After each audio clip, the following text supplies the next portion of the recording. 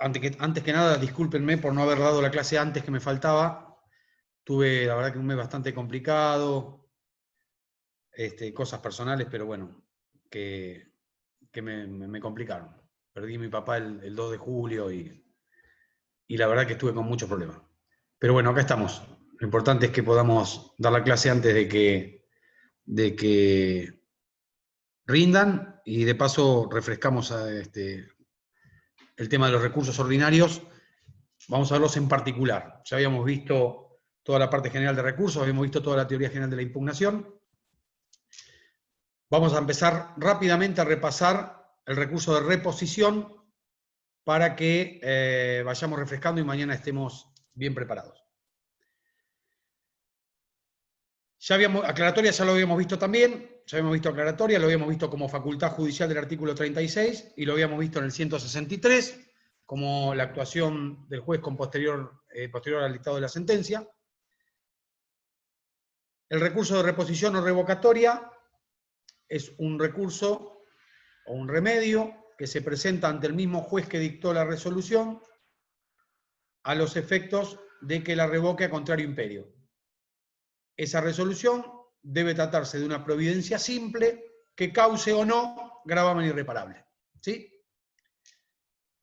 El plazo para interponer una reposición es de 3 días, desde que me notifico de la resolución que pretendo impugnar, de la providencia que pretendo impugnar. Debe interponerse fundada, o si es en el transcurso de una audiencia, debe hacerse verbalmente. ¿Sí? Debe interponerse en la misma audiencia en forma verbal. Esperen que mientras voy admitiendo a los que van pidiendo entrar, en forma verbal. Lo más jugoso de este recurso son algunas cuestiones que las dijimos en la clase anterior, pero las vamos a reiterar para repasarlas. ¿Cuándo se sustancia la revocatoria? ¿Sí? Hay 3 posibilidades de una resolución, de una providencia: que la haya dictado el juez de oficio, que se haya dictado a pedido de la contraria, o que se haya dictado a pedido de la misma parte. ¿Sí? Solamente se va a sustanciar la revocatoria cuando la resolución que estoy atacando fue dictada a pedido de la contraria. Es decir, si fue dictada de oficio por el juez o fue dictada a pedido de la misma parte que recurre, no hay sustanciación. ¿Está claro? ¿Lo entendieron eso? Profe. Sí. Sí, María Luz. Sí, se entendió, profe. Ah, perfecto, listo. Te entendía, profe. Bueno, seguimos. Cuando la providencia simple causa un gravamen irreparable, en la clase pasada vimos ejemplos de providencias simples que causan gravamen irreparable. Cuando la providencia simple causa un gravamen irreparable, la reposición puede ir acompañada con un recurso de apelación en subsidio. ¿Sí? Puede ir acompañada con un recurso de apelación en subsidio. Esto quiere decir que si eventualmente el juez rechazara la reposición no hiciera lugar al planteo de la reposición, debería darle tratamiento al recurso de apelación, toda vez que esa providencia me causaría un gravamen irreparable. No podría ser reparado a lo largo de todo el procedimiento. Muy bien. Acá lo importante es que el recurso de reposición debe bastarse a sí mismo. Esto quiere decir que ante el eventual e hipotético caso que haya sido acompañado de la apelación en subsidio y el juez conceda el recurso de apelación, el fundamento utilizado para la reposición debe ser autosuficiente para fundar el recurso de apelación. Es decir, no se va a admitir un nuevo escrito para fundar la apelación. ¿Está claro eso? ¿Está entendido? Sí. Entonces, 3 días por escrito fundado, salvo que sea en una audiencia donde se hace la reposición verbalmente en la misma audiencia. Se sustancia solamente cuando la providencia que ataco fue dictada a pedido de la contraria y puede ser acompañada con el recurso de apelación en subsidio en los casos de que la providencia simple cause gravamen irreparable y el escrito en el que fundé la reposición debe ser autosuficiente para fundar la apelación. Es decir, no se va a admitir otro escrito para fundarla. ¿Está claro hasta acá? ¿Está entendido? Sí. Bien. Si la apelación, en este caso una apelación en subsidio, en este caso que es una apelación en subsidio de una revocatoria, ¿cómo se va a conceder ese recurso de apelación, si se concede? ¿Entienden la pregunta? Si yo interpongo un recurso de reposición con apelación en subsidio, el juez me rechaza la reposición y me concede la apelación, ¿cómo va a conceder ese recurso de apelación el juez? En el sentido de si ¿Relación? va a ser en relación o libremente. Exacto. Claro, en relación. Si no ¿Por es qué? porque no es una sentencia definitiva de ordinario. Muy bien, muy bien, muy bien. Se va a conceder en relación porque es una providencia simple. ¿Sí? Entonces se va a conceder en relación. Solamente va a conceder libremente contra sentencia definitiva de juicio ordinario o sumario. Perfecto, Guadalupe. Entonces se va a conceder en relación. ¿Y con qué efecto?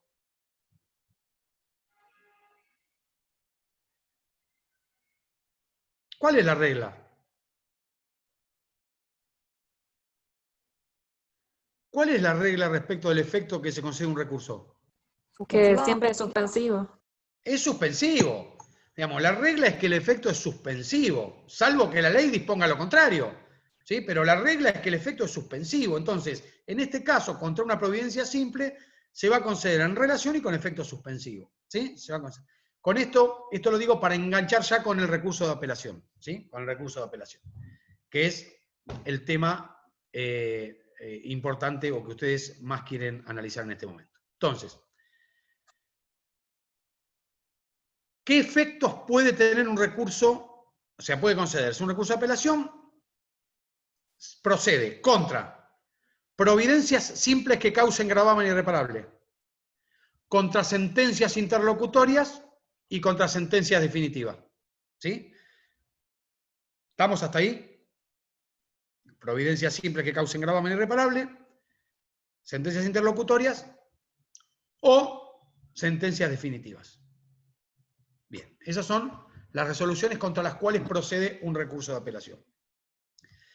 Van a ser siempre en relación, se va a conceder siempre en relación, salvo que el recurso sea interpuesto contra una sentencia definitiva, en juicio ordinario o sumario, donde se va a conceder libremente. Los efectos con los que se puede conceder un recurso de apelación son tres. La regla general es el efecto suspensivo, es decir, la interposición del recurso suspende la ejecución de la medida atacada. ¿Sí? Suspende la ejecución de la medida atacada.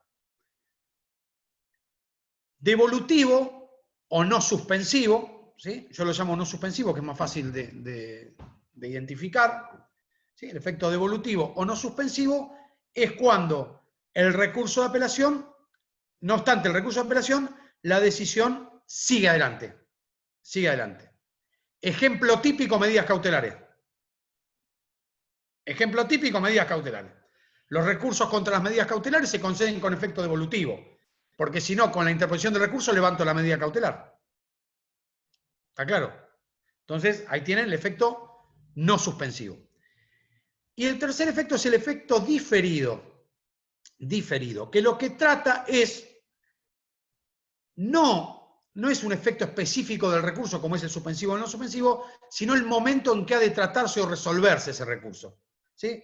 El efecto diferido quiere decir que la concesión de ese recurso, que concedido ese recurso, va a tratarse conjuntamente cuando el expediente vaya a la Cámara frente a la apelación concedida libremente de la sentencia definitiva. ¿Se entiende? Ahí se van a tratar conjuntamente con el recurso contra la sentencia todos los recursos que hubiesen sido concedidos con efecto diferido. diferido. Perdón, ¿puede repetir ¿Qué? eso último?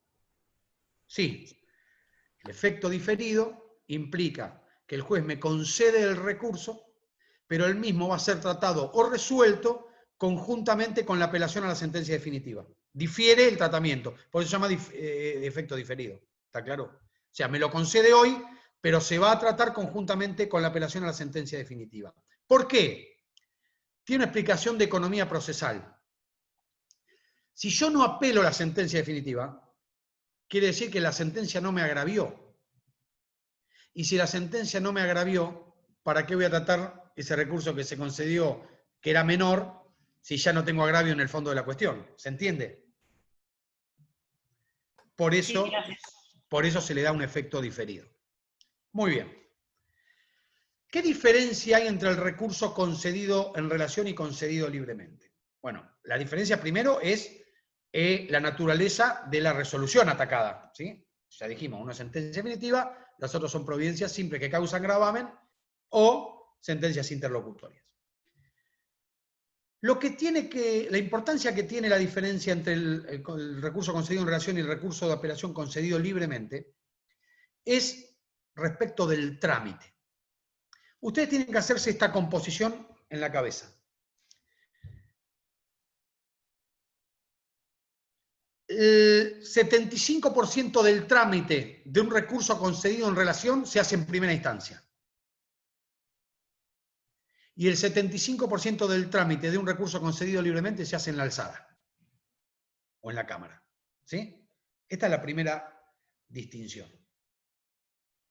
Entonces, ya sabiendo esto como regla, vamos a analizar el tratamiento de un recurso concedido en relación en primera instancia. En primera instancia. Yo interpongo el recurso.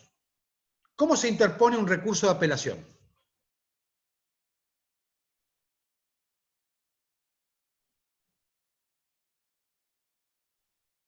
¿Cómo se interpone? Sin fundar. ¿Por escrito o verbalmente? Por escrito, puede ser también verbalmente. Entonces, por Puede ser escrito verbalmente o o verbalmente. o verbalmente. ¿Sí? Porque es importante esto. Si es por escrito, debo remitirme meramente a la interposición del recurso sin fundar. Entonces digo, vengo por la presente a deducir formal recurso de apelación contra la providencia de foja 234 por causar gravamen irreparable. Punto. Punto. Eso es un recurso de apelación. Cuando lo hago verbalmente, el secretario debe dejar constancia de la interposición. ¿Por qué hay que dejar constancia de la interposición? Obviamente, si es por escrito, se le coloca cargo. Y si no, se deja constancia. ¿Por qué? Para computar que ese recurso haya sido interpuesto en plazo. ¿Sí? El plazo para apelar es de... 5 días para ordinario y sumario y 2 días para sumarísimo. 5 días ¿desde cuándo? Desde el 5 días ¿desde momento cuándo? de la notificación de la resolución. Desde el ¿Y momento que quedó sumarísimo? notificado de la notificación. Eso. ¿Y sumarísimo qué me decís? Que son 2 días. Muy bien, ¿por qué? A ver.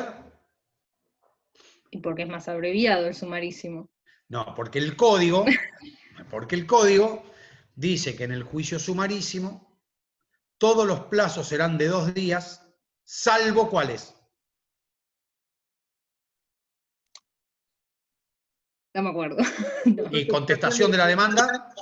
Contestación de la demanda, ¿que son cuántos? 5. 5. Y el plazo de prueba que lo fija el juez. Sí. Los demás son todos de 2 días. ¿Está claro? Por eso es de 2 días. Por eso el de plazo. 2 días. Sí. Por eso es de 2 días. Bueno, entonces, se presenta sin fundar. Muy bien. El juez va a examinar las condiciones de admisibilidad de ese recurso. Allá. Es decir, va a analizar si estuvo interpuesto en plazo y si la resolución que estoy atacando es susceptible de ser atacada por recurso de apelación. ¿Sí? Si esto está configurado, me va a conceder el recurso de apelación. ¿Sí? Va a decir, concédese el recurso de apelación en relación y con efecto suspensivo. Muy bien. Notificado de esa resolución que concede el recurso. Síganme. Notificado de esa resolución que concede el recurso. ¿Qué carga procesal tiene el apelante? Fundarlo. Secundar, claro. Muy bien. Fundarlo. ¿En qué plazo? 5 días. 5 días desde notificado. Muy bien, muy bien. ¿El fundamento cómo se llama en primera instancia? Memorial. Memorial. Es una crítica concreta y razonada a las partes de la resolución que yo considero que han incurrido en un yerro o en un error o en una equivocación por parte del juez. ¿Sí? Entonces, dentro del 5.º día de notificado de la resolución, el apelante tiene la carga de fundar ese recurso mediante un memorial. ¿Sí? Ese memorial debe ser autosuficiente, ¿sí? Debe ser alcanzar para fundar perfectamente ese recurso de apelación. Perfecto, perfecto. Bien, entonces, ¿qué pasa si no fundo el recurso dentro del 5.º día? Se tiene por desistido el recurso. Se declara desierto. Desierto, sí. Se declara desierto el recurso Cierto. y es rechazado, ¿sí? Por deserción del recurso, por Es falta de cierto. fundamentación. ¿Sí? Se declara desierto el recurso. Por el contrario, lo fundé, ¿qué se hace con ese recurso de apelación? Traslado a la contraparte. Muy bien, se sustancia, perfecto. Traslado a la contraria. Acá tienen la primera diferencia importante, entre tantas otras, con la reposición. Siempre se sustancia el recurso de apelación. No importa la naturaleza de la resolución atacada ni quién la pidió. ¿Sí? Siempre tiene sustanciación. Entonces se corre traslado a la otra parte. ¿Por qué plazo? 5 días. 5 días. 5 días. Perfecto. ¿Qué pasa si el apelado, vamos a llamar apelante al que acusa el recurso, vamos a llamar apelado, dentro del 5.º día no presenta nada, no presenta ningún escrito? Se eleva igual a la Cámara. Nada, se eleva, claro. Pierde el derecho a hacerlo luego, digamos. Exactamente. Eso por el principio de preclusión procesal, pierde el derecho que ha dejado de usar, pero no le genera ninguna consecuencia procesal. ¿Sí? No le genera ninguna consecuencia procesal. Haya contestado o no haya contestado, vencido el plazo, se elevan los autos a la Cámara. ¿Sí? Como podemos ver, el trámite de fundamentación se hizo todo en primera instancia. Se hizo todo en primera instancia. Ese es el trámite de un recurso en primera instancia. ¿Sí? Es el trámite de un recurso en primera instancia. Hay una diferencia importante que ustedes la van a deducir lógicamente.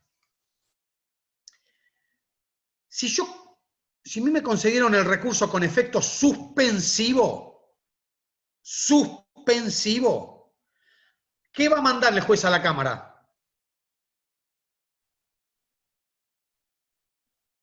Va a mandar todo el expediente, porque no puede ejecutar la medida, no puede seguir adelante porque está suspendido por el recurso. Ahora, si concede en efecto devolutivo, va a elevar a la Cámara las copias respectivas, las copias o copias del expediente, y va a conservar el expediente en primera instancia para ejecutar la medida que se está apelando, porque no está interrumpido ni suspendido el plazo. ¿Está claro? ¿Se entiende eso? Es importante tener esa diferencia y tener que tiene una solución, es una solución lógica. ¿Está claro? Lógica. Muy bien.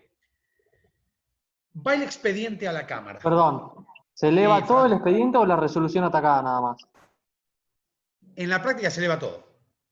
¿Es una copia de todo? Cuando es suspensivo, si es devolutivo, no. Se va a elevar, no vas a elevar solo la resolución atacada.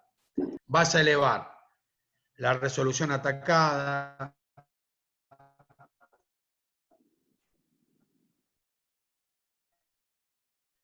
Se cortó, ¿no? Te tildaste.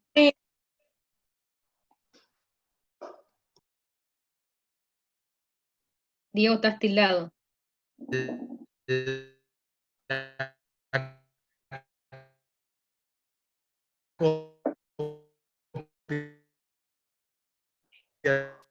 No, perdí la señal.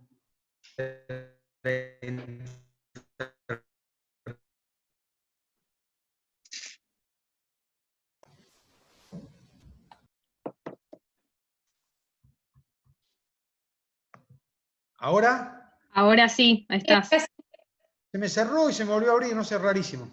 Por el ¿Estamos internet capaz que se fue un poco y ¿Estamos bien? estamos. ¿Dónde me quedé? ¿Dónde no escucharon? Te cortó Él todo. está, De lo que se eleva a cámara y no dependiendo del Bueno, efecto que se le dé al claro, recurso. depende si fue con efecto suspensivo o efecto no suspensivo, ¿sí? Bueno, llega el expediente a la cámara. Llega el expediente a la cámara. ¿Dónde va a entrar ese expediente? Se sortea la Ahí ustedes me tienen... depende, en realidad depende. Muy bien, Guadalupe, a ver. Porque si ya el expediente ya estuvo en cámara, va a ir a la misma sala donde ya estuvo. Bueno, y eso si- se dice así. Eso se dice así. Sí. Si tiene radicación en cámara, va a la sala que ya intervino. Radicación. Si no tiene radicación en cámara, va a haber que sortear a qué sala corresponde tramitar ese recurso. Se produce el sorteo, sale la sala 2, ¿sí? Eso es lo que se conoce como la providencia de autos. Si a ustedes le preguntan qué es la providencia de autos, es la resolución de la Cámara que adjudica radicación y se notifica a las partes, porque a partir de ahí empieza a correr plazos. Si el expediente fue en relación, ¿qué plazo empieza a correr? Uy, El de los Para 5 que días. resuelva la cámara. claro. ¿Qué 5 días? Empieza a correr el plazo para que la Cámara resuelva. Ah, Si fue en relación, ya el trámite fue todo en primera instancia. Si empieza a correr el plazo para que la Cámara resuelva ese recurso, si ya las partes no pueden hacer nada más en la alzada. 40. Y ya hicieron todo el trámite del recurso en primera instancia. En relación estamos hablando. Sí, no, Si fue libremente, si fue concedido libremente el recurso, ¿sí? Ahí sí, Fanny, empieza el trámite del recurso en cámara, o en segunda instancia, o en segunda o ulterior instancia, como dice el código. Entonces, providencia de autos. Estamos ahora en el recurso libremente contra la sentencia, ¿sí? Interpuse el recurso en primera instancia, me limito a la mera interposición del recurso, el juez me concede el recurso y eleva los autos a la alzada. ¿Sí? Eleva los autos a la alzada. Llega, se hace el sorteo de sala si no tiene radicación, se notifica la providencia de autos. Notificada la providencia de autos, ¿qué carga procesal tiene el apelante en un recurso concedido libremente? ¿De fundarlo?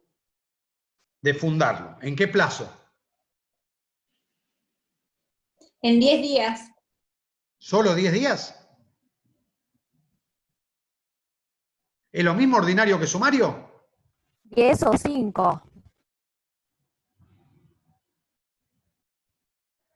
¿Qué dice el código? 10 o 5. 10 o 5 días, dependiendo si es juicio ordinario o sumario.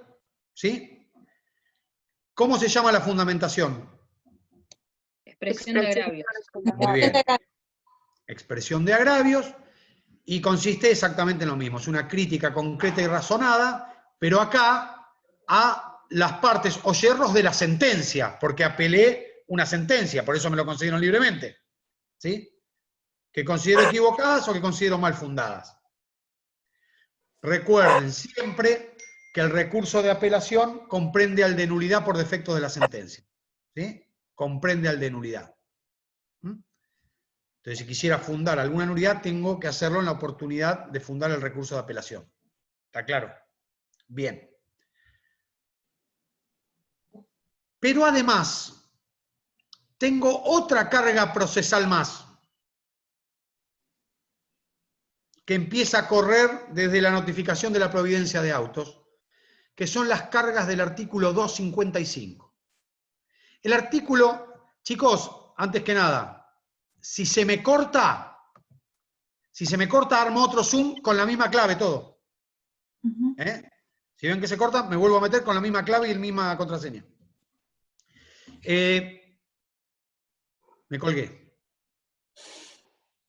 Artículo 255. estamos hablando. Ahora sí me tildé yo. El artículo 255 es el padre nuestro del trámite del recurso en Cámara. ¿Sí? Vamos a agarrarlo, Guada, agárralo. Agarrá el 255, por favor.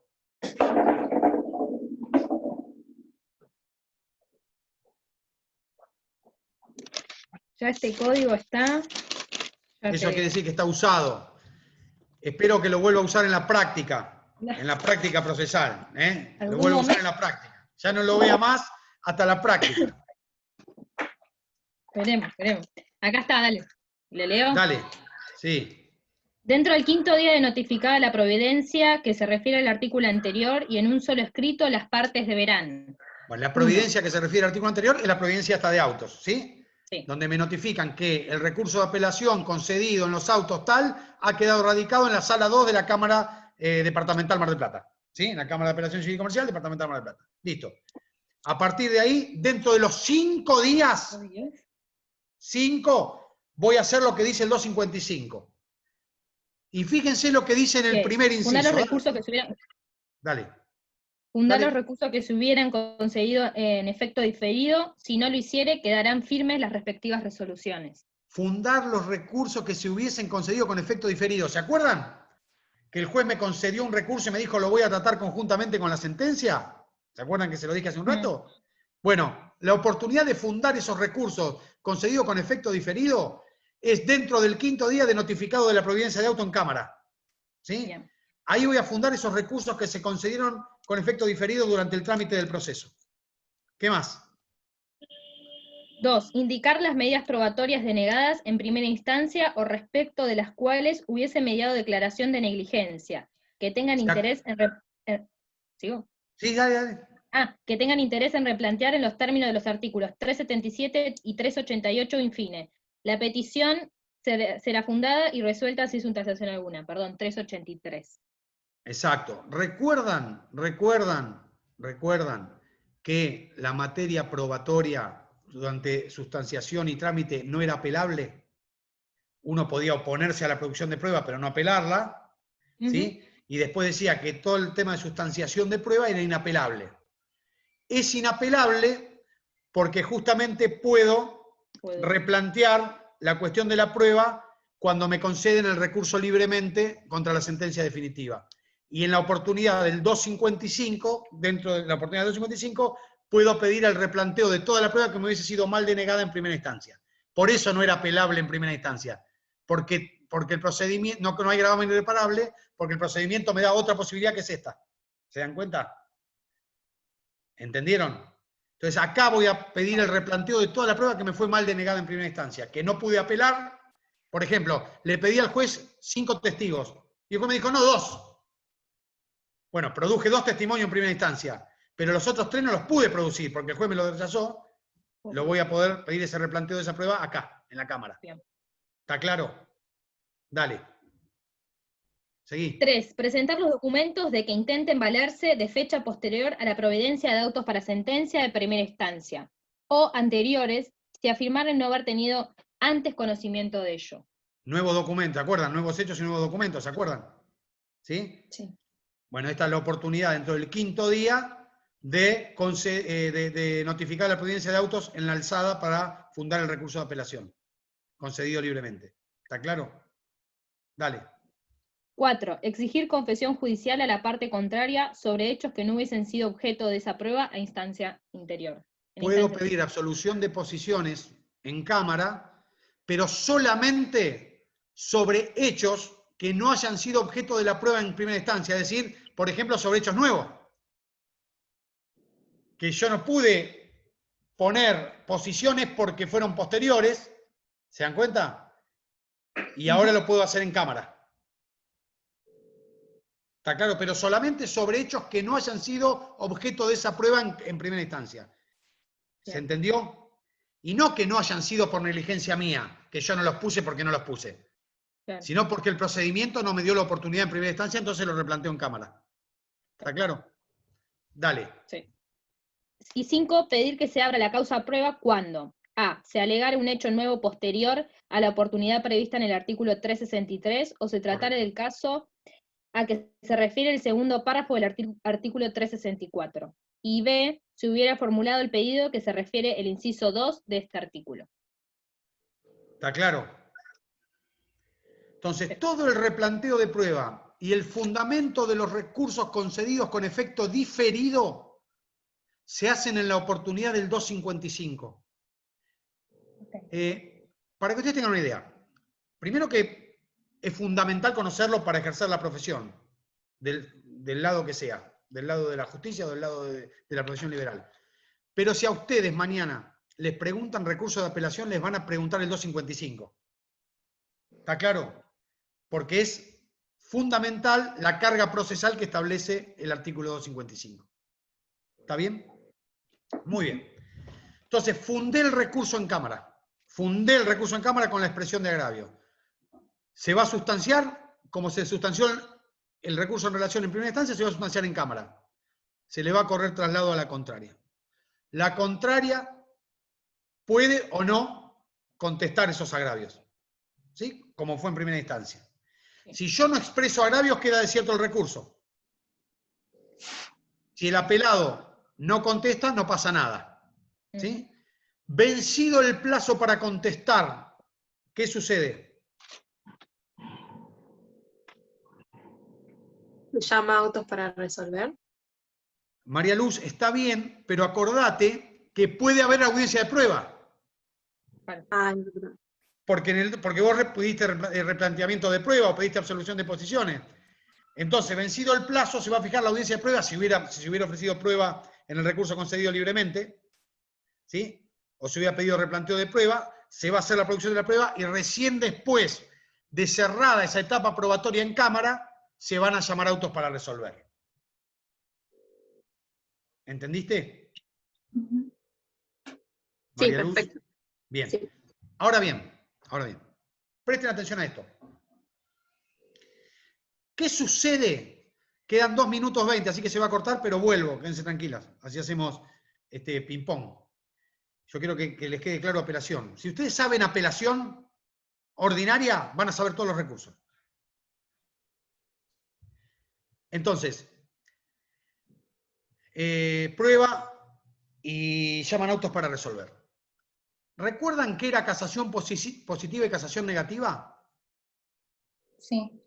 A Que ver, la Guada. Cámara- Casación positiva es que la Cámara lo toma, revoca la resolución y vuelve a dictar una nueva, y negativa es que la revoca y le vuelve a mandar, o sea, toma el recurso, lo revoca y vuelve a mandarle a la instancia inferior a que vuelva a dictar una nueva sentencia. Bueno, ¿en qué caso el recurso de apelación tendría casación negativa? En nulidad. Nulidad.